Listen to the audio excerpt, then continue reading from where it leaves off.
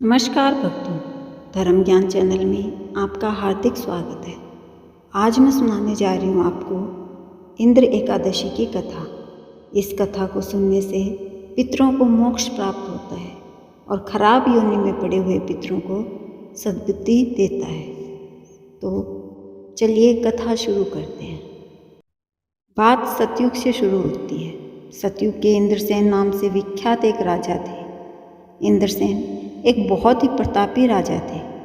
राजा अपनी प्रजा का पालन पोषण अपने संतान के समान करते थे। राजा के राज में किसी को भी किसी चीज़ की कमी नहीं थी। राजा भगवान विष्णु के परम उपासक थे। एक दिन अचानक नारद मुनि राजा की सभा में पहुँचे। नारद मुनि ने राजा के पिता का संदेश देकर कहा कि मैं तुम्हारे पिता को देखा हूँ, वे व्रत भंग करने के दोष से नरक में है। राजन, उन्होंने तुमसे कहने के लिए एक संदेश दिया है, सुनो। उन्होंने कहा है कि इंद्रा के व्रत का पुण्य देकर मुझे स्वर्ग में भेजो। उनका यह संदेश लेकर मैं तुम्हारे पास आया हूँ। राजन, अपने पिता को स्वर्गलोक की प्राप्ति कराने के लिए इंद्रा का व्रत करो। राजा ने पूछा, कृपया करके इंद्रा का व्रत बताइए, इसे किस प्रकार करना चाहिए। नारद जी ने कहा कि अश्विन माह के कृष्ण पक्ष में 10वीं के उत्तम दिन को प्रातःकाल स्नान करो, फिर मध्यकाल में स्नान करके एक समय भोजन करो और रात्रि में भूमि पर सो।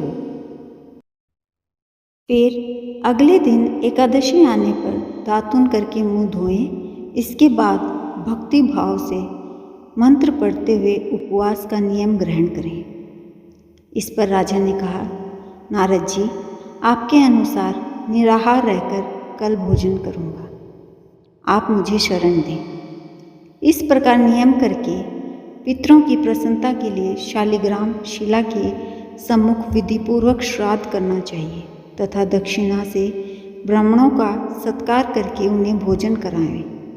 पितरों को दिए हुए अन्नमय पिंड को सूंघकर विद्वान पुरुष गाय को खिला दें। फिर भगवान का पूजन करके रात्रि में उनके समीप जागरण करें। सुबह होने पर द्वादशी के दिन पुनः भक्ति पूर्वक हरि की पूजा करके उसके बाद ब्राह्मणों को भोजन कराकर भाई बंधु नाती और पुत्र आदि के साथ स्वयं मौन होकर भोजन करें। इस तरह व्रत करके तुम्हारे पिता को मोक्ष की प्राप्ति होगी और उन्हें श्री हरि के चरणों में जगह मिलेगी।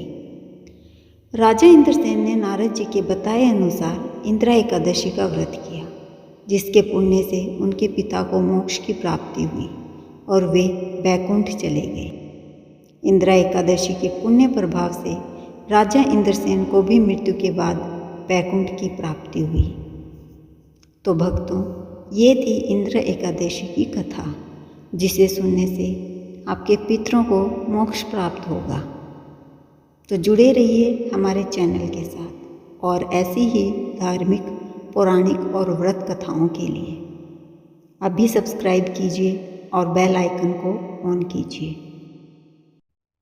कथा सुनने वालों के प्रियजनों की आत्मा को भगवान हरि मोक्ष प्रदान करें।